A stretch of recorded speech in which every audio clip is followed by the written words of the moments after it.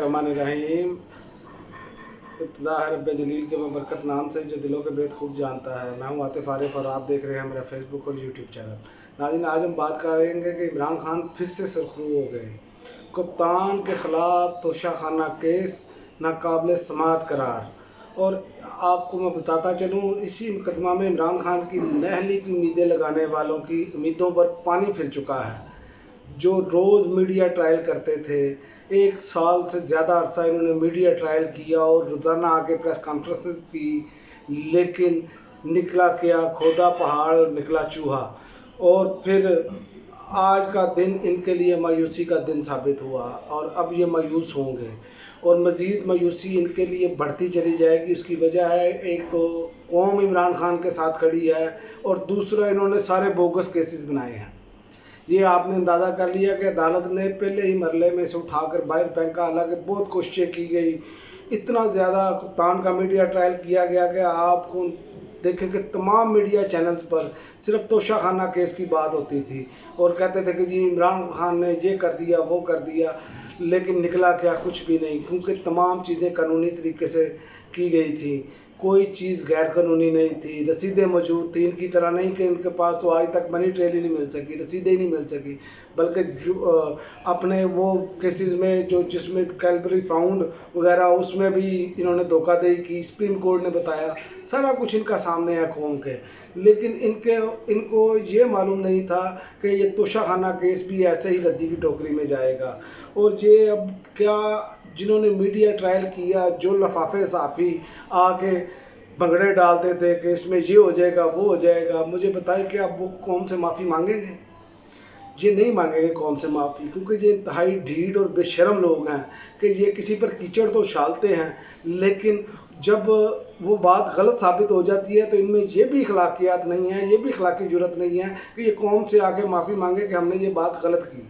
उसकी वजह यह है कि आप देखें कि हम कहते हैं कि मगरबी माशरा जो है वो बहुत तरक्की याफ्ता माशरा है, उन्होंने बहुत ज़्यादा अपने इक़्तिदार को बुलंद किया हुआ है।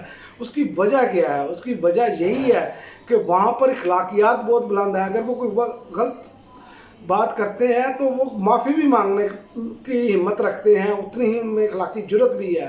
लेकिन यहाँ पर तो चक्कर ही कोई नहीं है। यहाँ पर तो जितना बेशरम उतना ही ऊंचा उसको सर पे बिठाया जाता है। ये हमारे मुल्क की हालत की हुई है इन्होंने। और बदनीति पर मुबनी जो है ये तोशाखाना केस बनाया गया और अब अदालत ने इसे उठाकर बाहर फेंक दिया। एक तो इमरान खान इस पर सरखरू हो चुके हैं, लेकिन दूसरी जानिब हुकूमत ने एक और वारदात डाल दी है।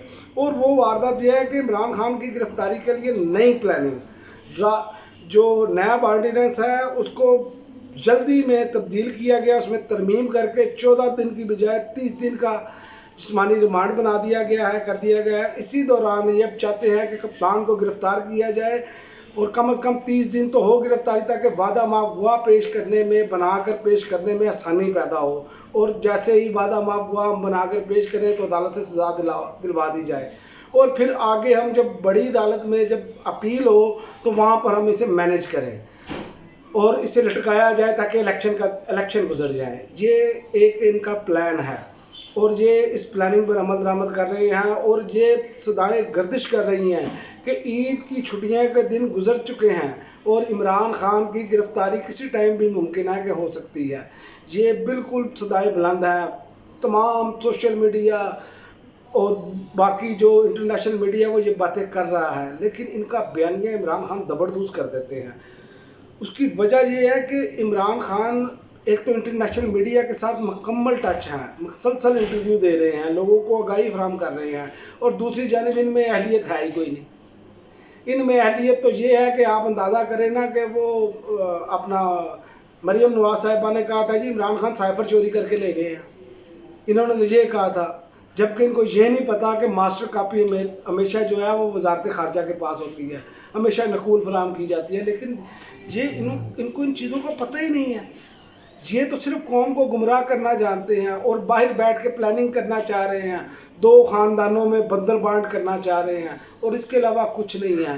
लेकिन याद रखें, अल्लाह ताला हक़ और सच के साथ होता है हमेशा, और हक़ सच अल्लाह ताला हमेशा वाज़ेह कर देता है, साबित कर देता है। चाहे दुनिया की सारी ताकतें एक तरफ खड़ी हो जाएं, تو اللہ تعالیٰ فرماتا ہے کہ پوری دنیا مل کر تم لوگوں کو نقصان پہنچانا چاہے اور ایک اللہ تمہیں فائدہ دینا چاہے تو پوری دنیا مل کر تمہیں نقصان نہیں پہنچا سکتی، اور اگر اللہ تمہیں نقصان پہنچانا چاہے اور پوری دنیا مل کر تمہارا فائدہ کرنا چاہے تو وہ فائدہ نہیں ہو سکتا۔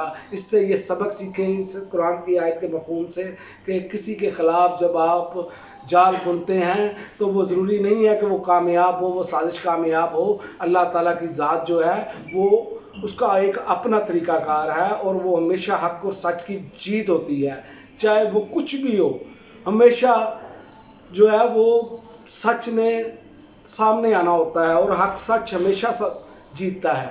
یہ اللہ تعالیٰ کی قانون فطرت ہے۔ اسی لیے ہم لوگوں کو یہ سوچنا چاہیے کہ جو ہم سازشوں کے جال بنتے ہیں اس میں ضروری نہیں ہے، لیکن آپ اللہ کے بھی گناہ گار اور اس عوام کے بھی گناہ گار اور اس بندے کے بھی گناہ گار جس کے ساتھ آپ یہ سلوک کر رہے ہیں۔ لیکن یہ میں آپ کو بتا دوں، یہ کچھ بھی کر لیں، یہ عمران خان کا کچھ نہیں کر سکتے۔ اس کی وجہ ہے کہ عمران خان زندگی میں کبھی مایوس نہیں ہوئے۔ عمران خان جب کرکٹ میں آئے تو انہیں کہا گیا کہ آپ کرکٹر نہیں بن سکتے، وہ دنیا کے بہترین کرکٹر بنے، کیونکہ نا امیدی انہوں نے کبھی نہیں اپنے اوپر سوار کی۔ پھر وہ دنیا کے بہترین آل راؤنڈر بنے، پھر وہ دنیا کے بہترین کپتانوں میں ان کا شمار ہوا۔ پھر جب وہ فلائی کاموں کی طرف آئے تو دنیا کے بہترین فلائی کام کرنے والوں میں سے ان کا نام ہے، بلکہ پاکستان میں ایٹی کے بعد عمران خان صاحب کا نام ہے۔ انہوں نے اس میں بھی اپنا لوہا منوایا۔ تعلیم کے میدان میں آئے، نمل یونیورسٹی، عبدالقادر یونیورسٹی، یہ آپ کے سامنے مثال ہے۔ سیاست میں آئے تو لوگ کہتے تھے ٹانگا پارٹی، لیکن انہوں نے ثابت کیا کہ اس ٹائم وہ پاکستان کی سب سے مقبول جماعت اور سب سے بڑی جماعت ہے۔ جتنی مقبولیت تحریک انصاف کو یا کپتان کو ملی ہے، اس سے پہلے محمد بابا قوم کے بعد کسی کو نہیں ملی اتنی مقبولیت۔ یہ بھی ایک حقیقت ہے۔